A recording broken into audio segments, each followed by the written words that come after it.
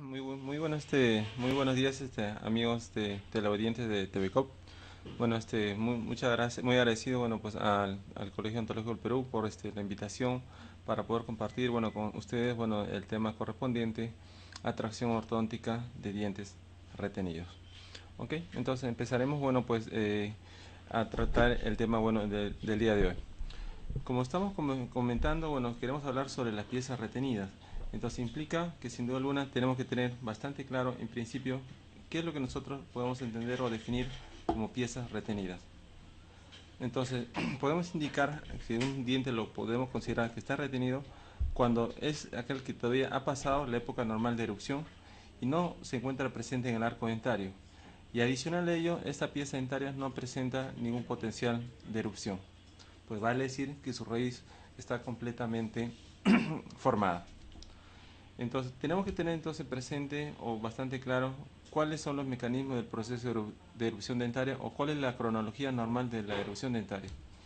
Si recordamos, cuando una de las primeras piezas permanentes en aparecer a los 6 años son las primeras molares permanentes.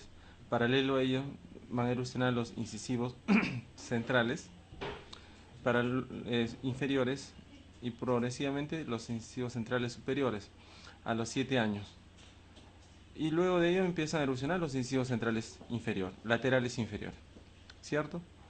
Para aproximadamente a eso de los 8 años ya están presentes los incisivos laterales superiores, y a los 9 años, ya deben 10 años, muchas veces los incisivos centrales, tanto superiores e inferiores y los laterales, ya deben estar totalmente erupcionados en boca. Con lo cual tenemos una dentición mixta temprana. Luego entramos a una etapa de receso del proceso eruptivo, y aproximadamente a los 10 años empiezan a erupcionar los caninos inferiores y las primeras premolares superiores. Para eso de los 11 años aproximadamente erupcionar las primeras premolares inferiores, seguido de las segundas premolares superiores. Y a los 12 años ya deben estar erupcionados los caninos superiores. Quiere decir entonces que nosotros debemos tener muy claro, para hablar de retención, ese proceso normal de cronología de erupción dentaria. ¿Y qué sucede entonces si viene pues un paciente con de mayor edad, como lo que estamos viendo ahora en esta foto, ¿sí? Un paciente de 12 años? Sabemos que a esta edad estos incisivos centrales ya deberían de estar presentes en boca, y no lo están. Entonces tenemos que saber o tenemos que sospechar entonces qué es lo que ha sucedido con esta pieza. Probablemente los ha perdido por caries, por un trauma, o posiblemente pudiera ser que esté retenido.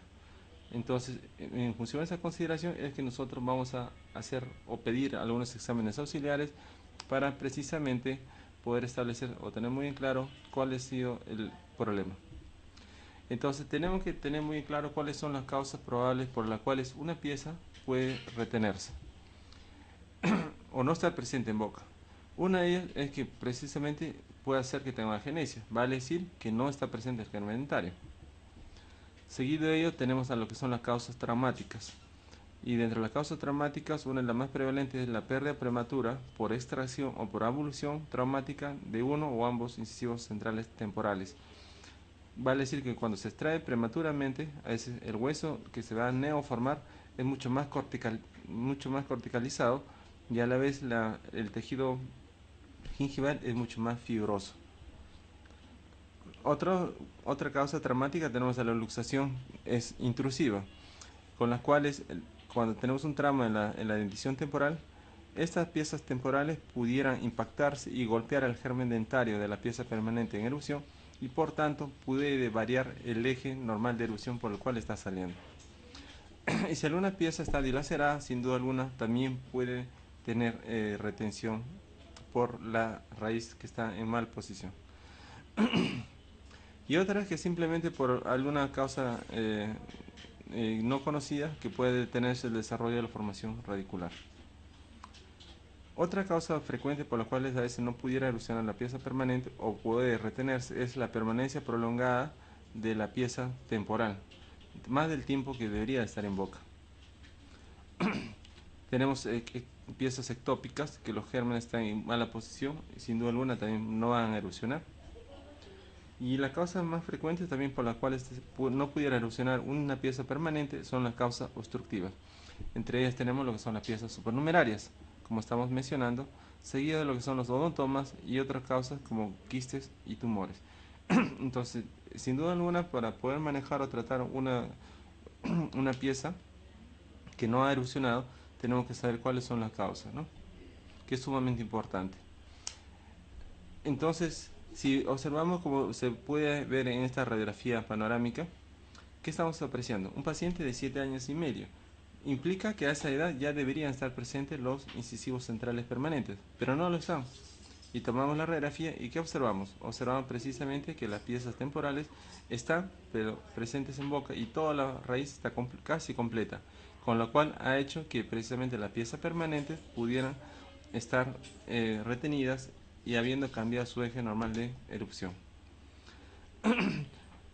Otra causa frecuente por la cual no pudieran erupcionar los dientes, había mencionado que son los mesiodermos, ¿sí? Entonces, y si logran erupcionar, van a erupcionar pero en una mal posición. Como también podemos apreciar acá, si lo pueden visualizar acá en esta otra radiografía panorámica, tenemos acá un mesiodermo, ¿sí? En la zona circunscrita, acá un mesiodermo. De igual forma, está impidiendo que un paciente de 7 años pudiera erupcionar los incisivos centrales y a la vez estos entrampando la erupción de los incisivos laterales. Entonces, una pieza supernumeraria entonces es motivo por el cual nosotros pudimos evitar que pudiera erupcionar esta pieza permanente. Vale decir que debemos de tomar una acción inmediata en situaciones como estas, extrayendo esta pieza y permitir la erupción de la pieza permanente. Cuando nosotros hacemos la anamnesis, una de las cosas que tenemos que preguntar a nuestros pacientes si ha tenido algún tipo de accidente o traumatismo previo. Entonces, si observamos con este paciente que si ha tenido un traumatismo, un accidente, el paciente puede ser que haya perdido ya de por sí la pieza permanente, ¿no? Y no estar presente nunca. Otra consideración son los antecedentes familiares, ¿no? Por problemas de desarrollo, ¿sí? Durante el crecimiento craneofacial, puede ser de manera hereditaria que los pacientes pudieran tener agenesia o piezas supernumeraria. Si el padre lo tuvo, probablemente pueden tener los hijos y a su vez la posterior descendencia. Entonces es importantísimo cuando nosotros tenemos esa situación clínica de no estar presente una pieza permanente, hacer lo que es la palpación. Entonces levantamos lo que son los fondos de surcos para poder visualizar probablemente si está en la pieza por vestibular, y si no se encuentra por vestibular o no se logra percibir, podemos nosotros tratar de ubicarlo por la parte palatina. Y en función a eso solicitaremos radiografías periapicales o panorámicas que nos pueden precisamente ayudar a visualizar precisamente si una pieza está retenida o no. ¿Para qué nos van a servir estas imágenes? Verificar en primera instancia si tenemos o no la presencia de esta pieza retenida. Una vez que ya podemos visualizar que están presentes o no estas piezas retenidas, podemos ver la morfología y la estructura, si es una morfología de un diente normal o es atípica. De igual manera, por dónde está localizada, si está por vestibular, si está por palatino, si está cerca del reborde alveolar o si está muy lejano del reborde alveolar. Y en función a eso vamos a tomar algunas medidas para poder traccionar esa pieza. Entonces es importante que nosotros sepamos solicitar algunos exámenes auxiliares para poder determinar precisamente la ubicación y qué procedimiento terapéutico podemos realizar a nuestro paciente. Solicitamos convencionalmente radiografías periapicales, como ya se mencionó, teleradiografías anteriores, de igual forma teleradiografías panorámicas, ¿sí? Radiografías oclusales, radiografías con 45 grados de inclinación. Y de igual forma podemos solicitar tomografías axiales computarizadas, y en las cuales, como se puede visualizar en esta radiografía cefalométrica, podemos claramente evidenciar la retención de dos piezas que están totalmente paralelas al plano palatino. Entonces tenemos una radiografía panorámica en la cual podemos evidenciar que los caninos están en una posición muy inadecuada, ¿sí? Y alguna vez queremos saber si este canino tiene opción a erupcionar o no. porque están todas las piezas en pleno proceso de recambio dentario. Queremos saber si erupciona o no esas piezas. Y entonces vamos a ver entonces cuál es la predicción que nosotros debemos de tener para saber si esas piezas caninas van a erupcionar o no. Entonces tomamos algunos parámetros. Como estamos observando acá en la radiografía panorámica, vamos a tener dos referencias. Una que es el eje axial del incisivo lateral, ¿sí? Y otra es el vértice canino. Cuando este vértice canino está mesial de lo que es el eje axial de lo que es el incisivo lateral, la posibilidad de retención del canino son bastante altas, ¿sí? Entonces consideramos el eje axial del incisivo lateral y este vértice canino está por mesial del eje axial, es casi 100% seguro que este canino se va a retener.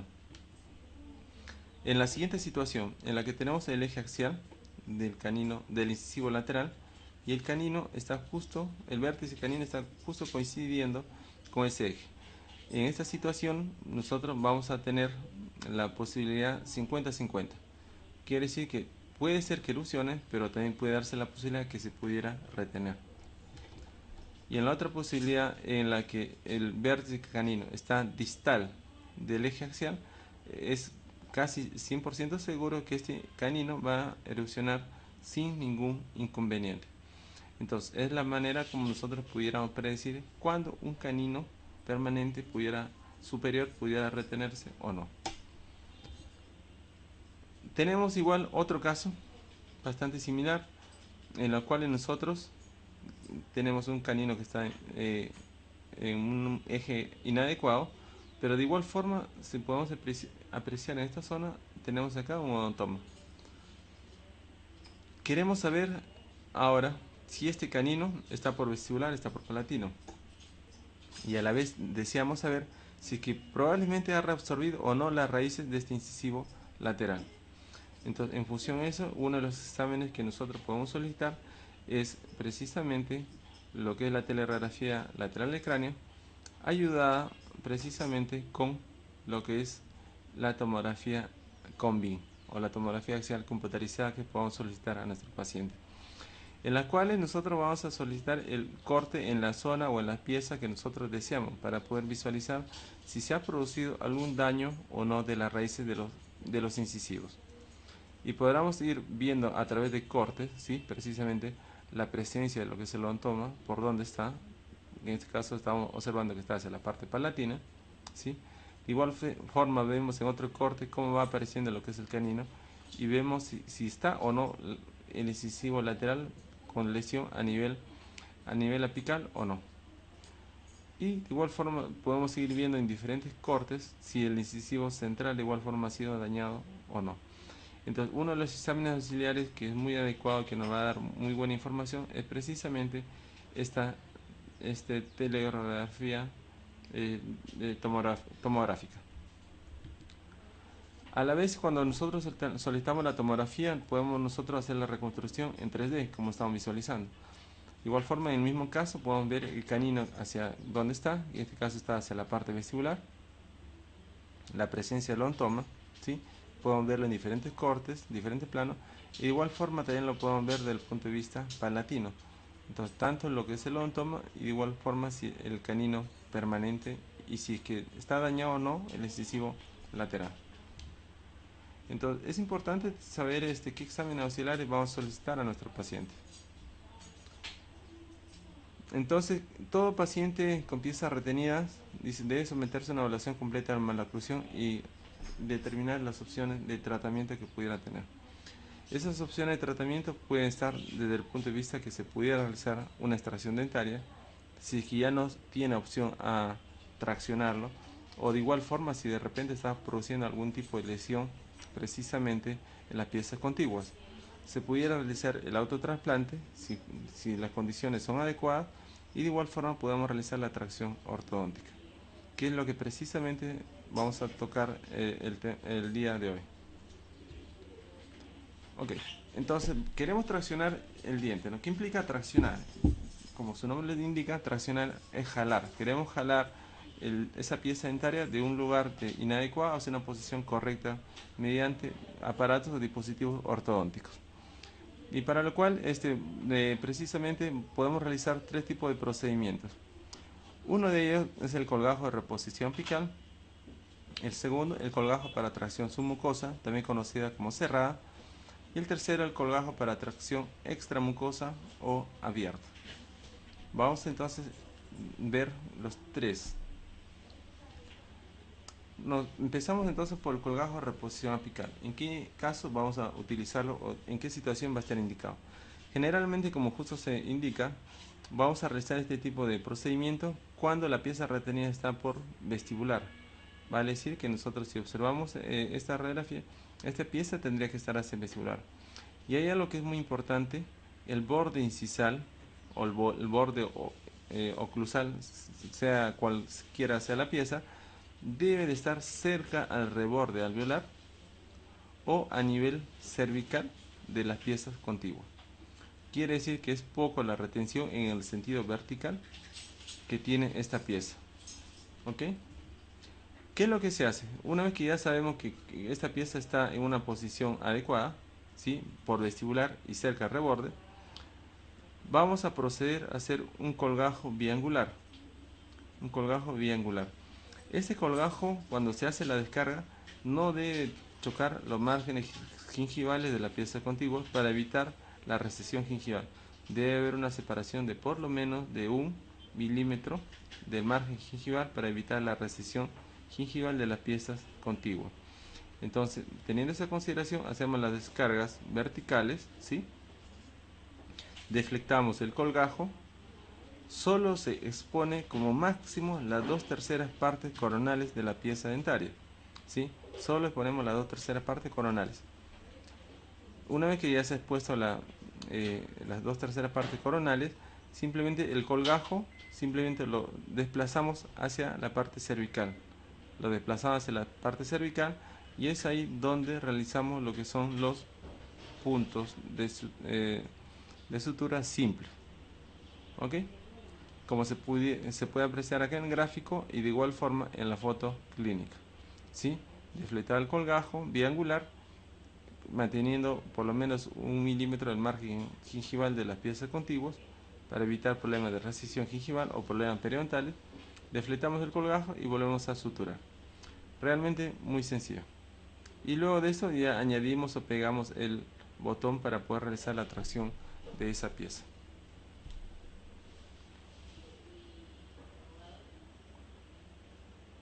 Muy similar al caso del colgajo de tracción submucosa. ¿Cuál es lo que la va a diferenciar? Simplemente que la pieza retenida ya no está cerca al reborde, está bastante lejos del reborde. Entonces, de igual forma, hacemos un colgajo biangular, exponemos de igual forma la 2/3 parte de la corona, colocamos el botón, la ligadura de tracción, y en esta situación ya no deflectamos el colgajo, ya no lo desplazamos hacia la parte apical, como el caso contrario. En este caso volvemos a cubrir total y completamente ese colgajo y colocamos los puntos correspondientes. Vale decir que va a estar por debajo del colgajo que nosotros hemos realizado. Por eso se conoce como submucosa o cerrada. Y a través del alambre de ligadura que se deja es donde se va a realizar la tracción ortodóntica. Observamos acá en esta situación clínica, en la cual tenemos dos piezas que están retenidas, una en mejor posición que la otra está bastante alta, ¿sí? Entonces, en este incisivo central del lado derecho, bueno, trataremos de hacer un colgajo desplazado apicalmente, y en esta, que sí está muy alto, sin duda alguna se tendrá que cubrir completamente ese colgajo. Entonces, deflectamos lo que son los colgajos, solo las 2/3 partes coronales, como ya se ha indicado. Hacemos el grabado ácido de ambas, colocamos lo que son los botones para traccionar y luego de ello colocamos simplemente lo que es la ligadura metálica 0.10 o 0.12 de preferencia, que la vamos a entorchar y vamos a dejar como unas mechas bastante largas por las cuales vamos a realizar la tracción. Y en función a eso, este colgajo nuevamente volvemos a cubrirlo, si es posible en su totalidad. Y en la zona que de repente pudiese faltar, le vamos a colocar cemento quirúrgico para permitir la granulación del periósteo. ¿Ok? Hemos hablado entonces del colgajo de tracción submucoso y el colgajo de reposición apical. Ahora vamos a hablar del colgajo de tracción extramucoso, en este caso por la parte palatina. ¿Cuándo queremos hacer un colgajo extramucoso? Que es fuera de la mucosa. Entonces, cuando la pieza retenida está bastante por vestibular o por palatino, muy prominente, ¿sí? Está muy acentuado hacia la parte vestibular, pero está alta, ¿sí? Sí, ya sea por la parte palatina o ya sea por la parte vestibular, ¿sí? Muy hacia la parte vestibular, pero alta.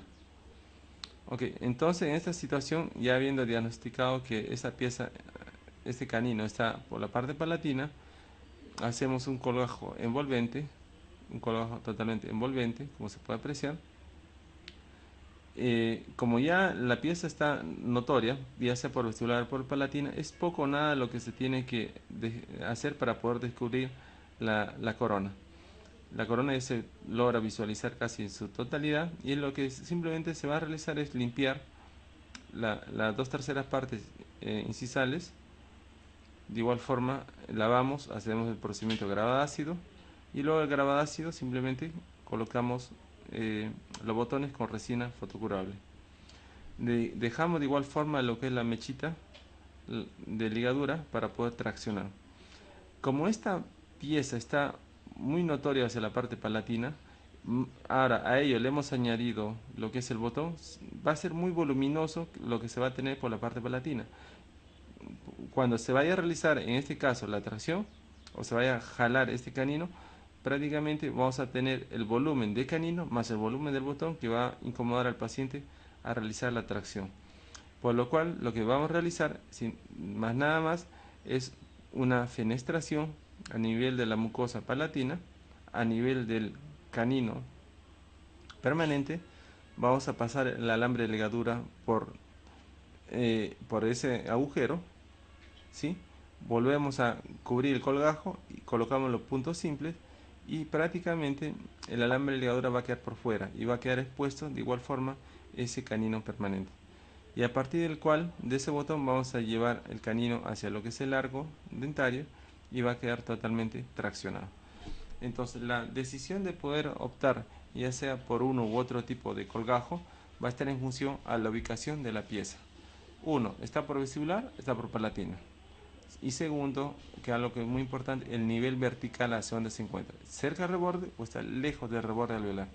En función a eso vamos a poder decidir entonces cuáles de los tres colgajos podemos realizar para nuestro caso clínico específico. El pronóstico del traccionamiento ortodóntico va a depender de algunos factores. Número uno, de la posición del diente retenido en relación con los dientes adyacentes, lo que estuvimos conversando, ¿no? Segundo, dice la angulación o la distancia que el diente debe ser movido. Si tenemos una pieza que está en muy mala posición, está dilacerada, entonces sin duda alguna va a ser más complejo poder nosotros querer traccionar esa pieza. Ahora, si de repente esa pieza está muy, muy alejada del reborde, de igual forma también va a ser más complicada poder traccionar. Si la pieza está dilacerada, es una de las indicaciones por la cual la tracción ortodóntica va a ser bastante difícil o va a ser nula lo que podamos realizar. Ahora, más aún, si la pieza está anquilosada, es imposible poder realizar algún procedimiento de tracción ortodóntica. Y lo que se va a generar o producir son mayores efectos indeseados en las piezas contiguas.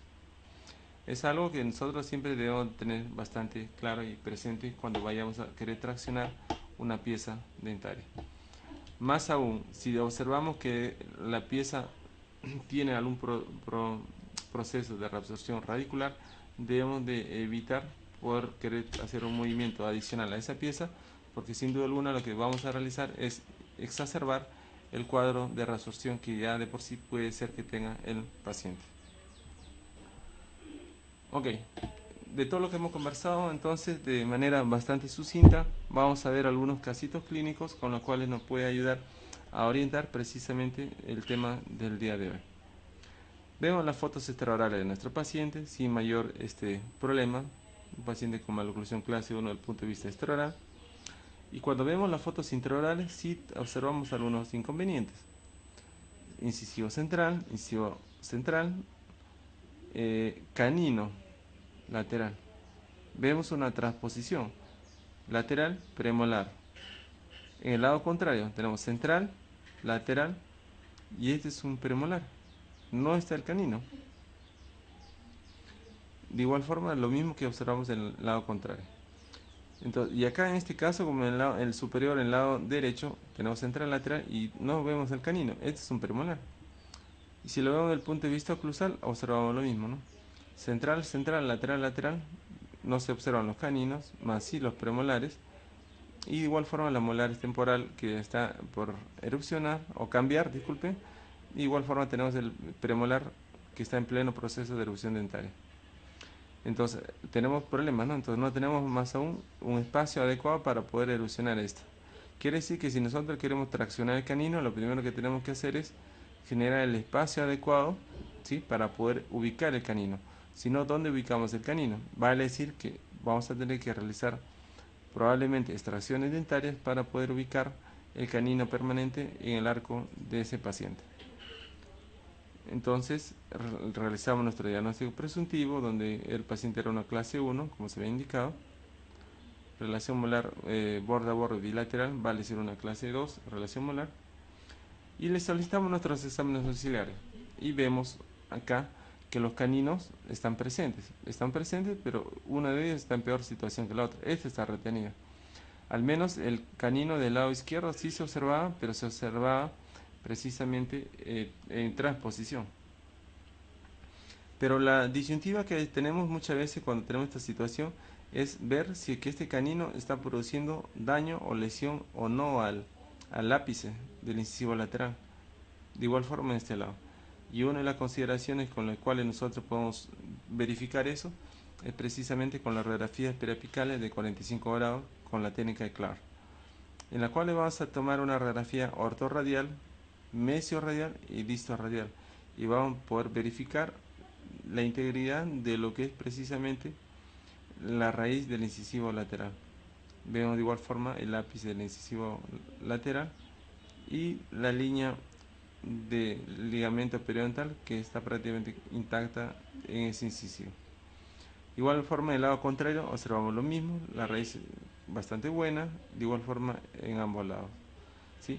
Entonces, con esta radiografía, sin duda alguna nos puede orientar a visualizar lo que es, entonces, dos cosas, ¿no? Una, para ver si el canino está por vestibular o palatino, y el segundo, que podemos verificar lo que es la reabsorción o no de la raíz. Sin duda alguna que el examen celular ideal para este caso, para poder determinar cualquiera de las dos situaciones antes mencionadas, es la tomografía axial computarizada. Solicitamos a nuestro paciente de manera bastante similar nuestro examen encefalométrico complementario a nuestro diagnóstico, ¿sí? Vemos de igual forma los análisis modelos, en los cuales en el maxilar superior tenemos una discrepancia de menos 14 milímetros en el maxilar superior y de menos 4 en el maxilar inferior. Con lo cual, con esa discrepancia negativa, estamos ya determinando que prácticamente vamos a tomar la opción de extracciones dentarias. En la evaluación funcional, nuestro paciente no presentó ningún hallazgo positivo, y con ello se llegó al diagnóstico definitivo: relación esquelética de clase 1 por normoposición bimaxilar, retrusión alveolo dentaria superior, y el biotipo que tiene nuestro paciente es biotipo mesofacial. Los objetivos que se plantearon para este caso es realizar la terapia de guía eruptiva, porque es un paciente en recambio dentario. Luego realizar la tracción de los caninos, ¿sí?, superiores, ensanchamiento del arco superior que está medio colapsado, y la que es la revelación terapéutica. En el plan de trabajo, sin duda alguna, si tenemos de por sí problema de espacio, lo primero que tenemos que hacer es determinar el tipo de anclaje que va a tener o necesitar nuestro paciente. Luego de eso se realizaron extracciones superiores, ¿sí? Y posterior a ello se realizaron extracciones de las premolares inferiores. ¿Por qué las inferiores? Si no había mucha discrepancia de espacio. En un paciente con relación esqueletal de clase 1, si hacemos extracciones arriba, de igual forma se tienen que realizar las extracciones abajo para mantener la coordinación de arcos de ese paciente. Quiere decir que tiene que tener igual número de dientes arriba e igual número de dientes abajo para poder generar un engranaje adecuado para nuestro paciente. También la tracción de los caninos mediante botones adhesivos y posterior a ello ensanchamiento del arco superior mediante un quadélix. Los aparatos que se tenía que utilizar, bandas y tubos en primeras molares. Luego de ello realizamos lo que es el anclaje, como se mencionó hace un momento, botón de Nance, el arco superior y el arco inferior un arco lingual, para ser cambiado posteriormente a un quadélix en el arco superior, manteniendo el arco lingual. Pronóstico: paciente reservado por la posición inadecuada que pueda tener, sobre todo el canino del lado derecho. Empezamos a trabajar entonces con el paciente con una técnica 4x2, 4 bracas en el sector anterior, tanto superior e inferior. Y el canino donde se podía observar así, que estaba en transposición, se le colocó un botón adhesivo y se empezó a traccionar con un elástico intermaxilar 316 de 3 onzas y media, con lo cual me estaba generando un promedio de 100 gramos de fuerza. El lado contrario, el canino del lado contrario que se encontraba entre el central y el lateral, se realizó el colgajo de reposición apical, como ya se había mencionado hace un instante, con lo cual se observaba el vértice canino, ¿sí?, que estaba a nivel mesial del incisivo lateral. Entonces empezamos de igual forma a realizar la tracción de ese canino con ligas intermaxilares y estamos apreciando, ¿no?, que este vértice en su inicio estaba en la parte mesial del incisivo lateral. Mediante el procedimiento de tracción empezó a movilizarse y ya lo tenemos prácticamente casi en la mitad del incisivo lateral. Y en el lado contrario ya la pieza está en mejor posición, está derrotando. Seguimos avanzando, ¿sí? Seguimos traccionando en una mejor posición el canino, y el canino del lado contrario de igual forma ya está casi totalmente derrotado. Pero ahí tenemos un inconveniente, que el paciente a veces estamos en función que si se colocaba o no la liga, pero por sobre todo lo que nos podía afectar era precisamente que este canino pudiera extruirse y ya estaba chocando con este incisivo lateral. Entonces deseamos aplicar otro tipo de fuerza y para ello le colocamos un mini implante, ¿sí?, entre el premolar y la molar. Le colocamos un mini implante entre ambas piezas y del mini implante a lo que era el botón adhesivo le colocamos una liga intramaxilar, con la cual iba a generar un movimiento mucho más adecuado de este canino para poder ubicarlo luego en el arco. Importante que este paciente siga teniendo su anclaje, que tenga un botón de NAD, para evitar que se pierda este espacio producto de la tracción de ese canino. Otro caso bastante simpático es el caso de una niña de 12 años, en la cual en el momento de la sonreír observamos que no tiene presente o tiene ausente los incisivos centrales. Bueno, el perfil bastante adecuado, pero el problema eran los dientes, no tenía los incisivos centrales. Una paciente de 12 años. Vemos entonces que no tiene los incisivos centrales y el resto estaba bastante adecuado. Canino en clase 1 y casi lo tenemos en clase 2. Entonces verificamos en ese momento mediante el examen clínico y veíamos que los caninos estaban acá, como se puede observar, y estaban acá. Entonces mediante la palpación que se realizó en primera instancia, verificamos la presencia de los incisivos centrales. Solicitamos los exámenes radiográficos correspondientes y sí, como se había mencionado hace un instante, vemos la presencia de lo que es precisamente los incisivos centrales, que están en una posición bastante alta, ¿sí? Entonces tenemos que realizar entonces el procedimiento de tracción ortodóntica. Vemos en la teleradiografía lateral del cráneo que estos incisivos estaban bastante inclinados hacia la parte vestibular. Entonces, eso es lo que nosotros tenemos que traccionar.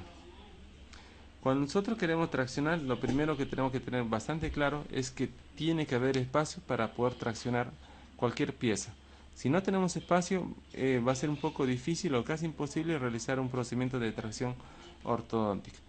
Por lo cual, como estamos viendo que en este caso, lo primero que hicimos es generar el espacio adecuado para lo que es la tracción ortodóntica, mediante el uso de aparatología de bracket Synergy SWLF, bracket de baja presión, ¿sí?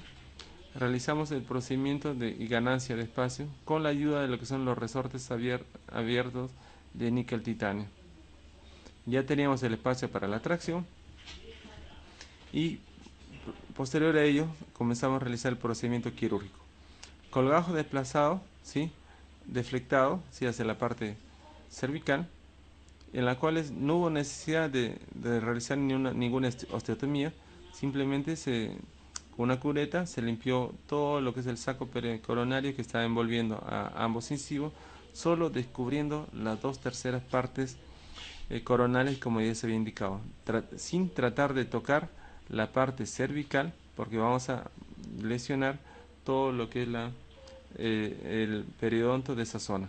Y cuando se quiera traccionar esa pieza, simplemente lo que se va a generar es una recesión gingival. Colocamos lo que eran los botones adhesivos.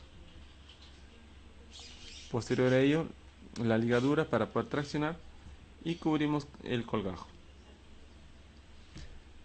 Seguido de ello, comenzamos a traccionar ya la pieza. Vemos en el lado derecho que la pieza está bastante adecuada, ya bajando, y en el lado contrario todavía no se logra percibir, pero sí se sigue traccionando con fuerzas bastante ligeras.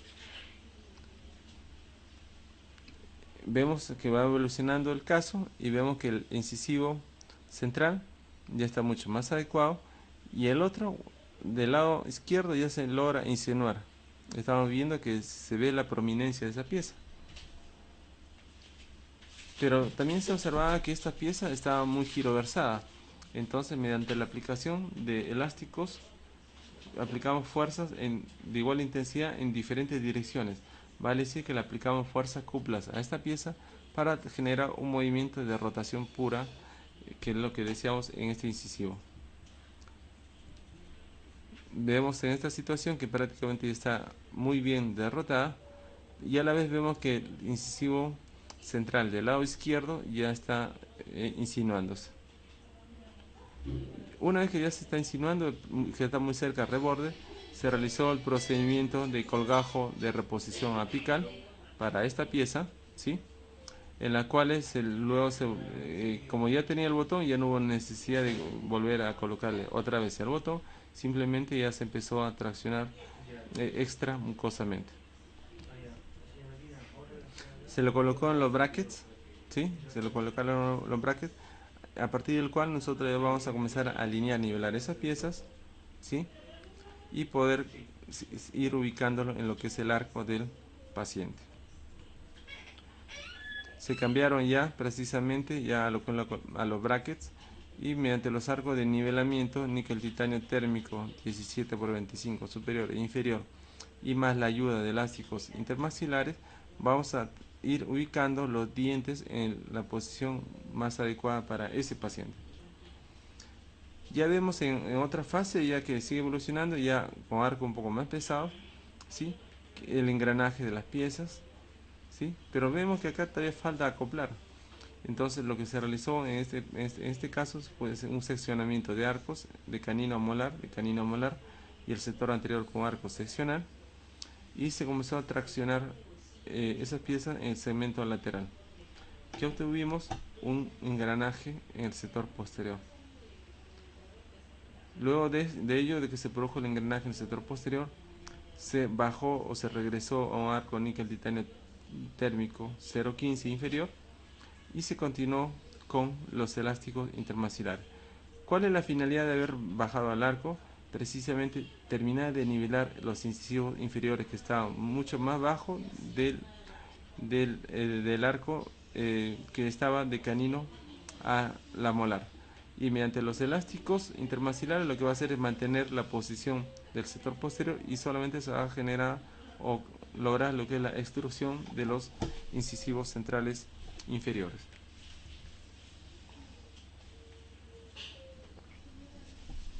Podemos apreciar que prácticamente el engranaje ya se ha ido logrando tanto a nivel de caninos premolares como a nivel de los incisivos.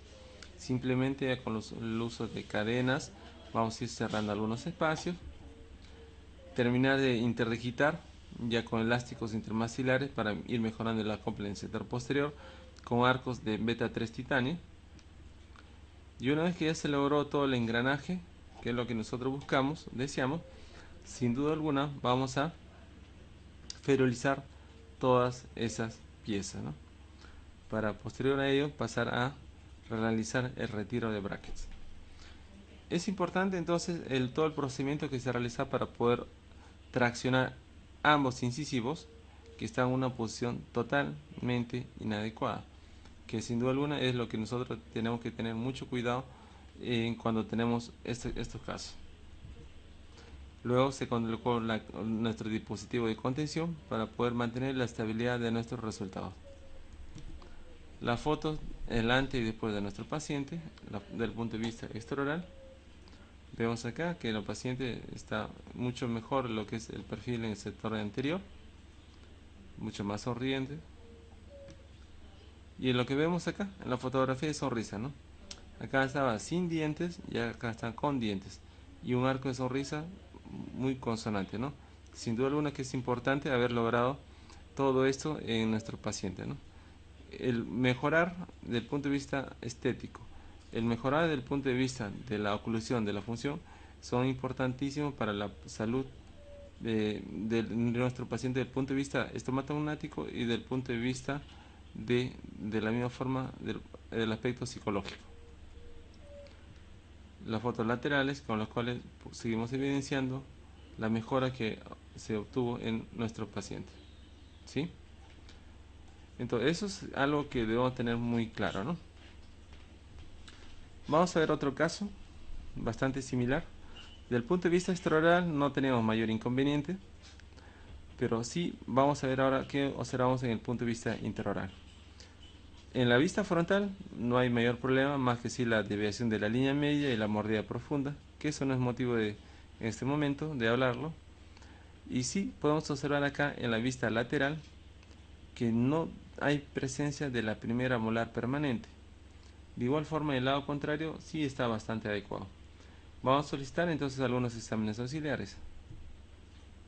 Vemos las fotos oclusales en el arco superior sin mayor problema y el arco inferior sí, con la justa se puede evidenciar algo de una cúspide de la primera molar inferior.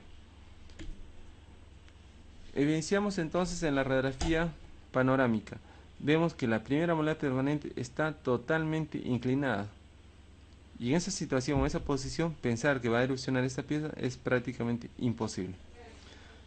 Entonces, tomamos una actitud de observación en la cual al mes siguiente solicitamos otro examen auxiliar y veíamos que la segunda molar temporal iba esfoliando, por lo cual se indicó la extracción de esta pieza y la primera molar permanente iba mejorando en algo su posición.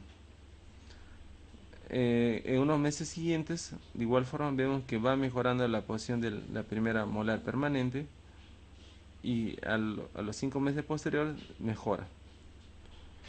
Y en esa situación ya tenemos que determinar qué actitud, qué acción vamos a tomar. No está presente en boca, pero sí estamos viendo que está reteniendo al premolar, ¿sí? Como se puede ver, está reteniendo al segundo premolar, está en una posición desfavorable de mesioversión, tanto la primera, la segunda y la tercera molar permanente. Y bueno, y acá tenemos una disyuntiva, ¿no? De qué actitud tomar en este caso. Sacar el premolar, sacar la primera molar, sacar el segundo premolar, segunda molar o sacar la tercera molar. Cualquiera las opciones que se tomaban, bueno, eran valeras, pero teníamos que tomar la mejor opción. Si nosotros pensamos sacar esta segunda premolar, prácticamente tendríamos que hacer mucha osteotomía, ¿para qué? Para poder acceder hasta este nivel y hacer la extracción del premolar, cosa que no es conveniente en ortodoncia porque nosotros necesitamos mucha calidad de hueso para poder realizar nuestros movimientos ortodónticos, ¿sí? Extraer la primera molar nos podría haber dejado un defecto óseo bastante grande, y cuando hubiera querido erosionar la segunda premolar, sin duda alguna la calidad de hueso no hubiera sido adecuada, por lo cual decidimos en este momento realizar la extracción de la segunda molar permanente, y en ese mismo procedimiento terapéutico descubrí la mayor parte de la corona clínica de la primera molar, que estaba prácticamente cubierta por la mucosa. Se realizó entonces el procedimiento quirúrgico de extracción de la segunda molar, exposición de la mayor parte de la corona de lo que es la primera molar permanente, y a la vez la extracción de las piezas temporales.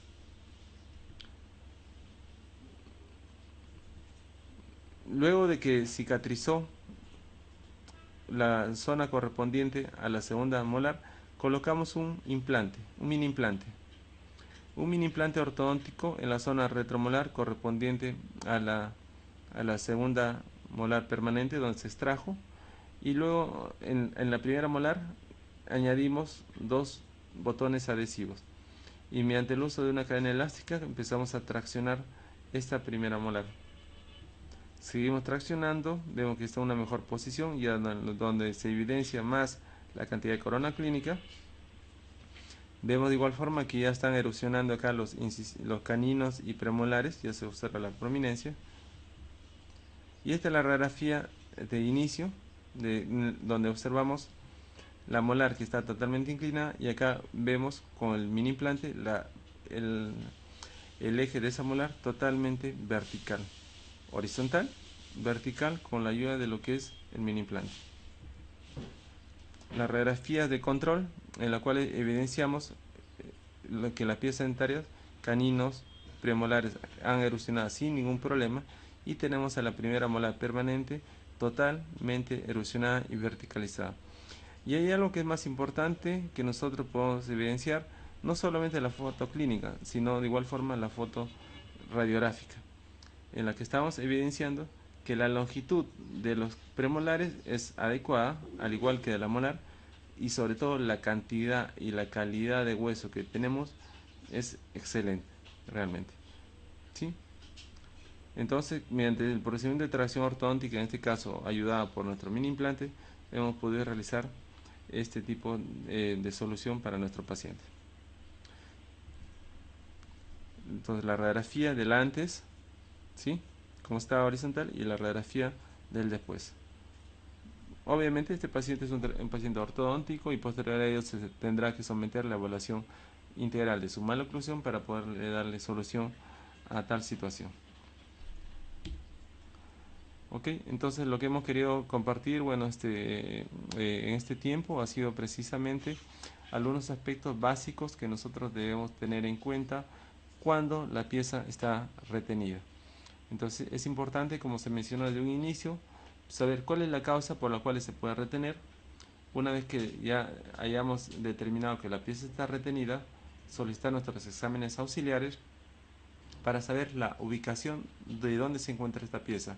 ¿Está por vestibular? ¿Está por palatina? ¿Está alta o está baja? Y en función de eso nosotros vamos a determinar qué tipo de procedimiento quirúrgico podamos realizar. Otro aspecto muy importante es que si nosotros queremos traccionar una pieza, como ya se mencionó, en primera instancia tenemos que tener el espacio adecuado para poder traccionar esa pieza retenida. Y luego es una mecánica simple de tracción, con la cual vamos a ir jalando progresivamente, poco a poco, esa pieza hasta llevarlo al arco y buscar una oclusión que sea adecuada para ese paciente. Entonces es todo lo que hemos querido tratar de conversar en este tiempo. Y pues simplemente agradecerles por su tiempo. Muchas gracias. Y a Tepicop por precisamente haber realizado esta invitación, y por haberme dado la oportunidad de poder compartir en este poco tiempo algunos conceptos relacionados a la tracción ortodóntica. Entonces, y los invitamos a que puedan seguir igual compartiendo o participando de otras ponencias de otros colegas referentes a los temas de odontología. Muchas gracias y hasta pronto.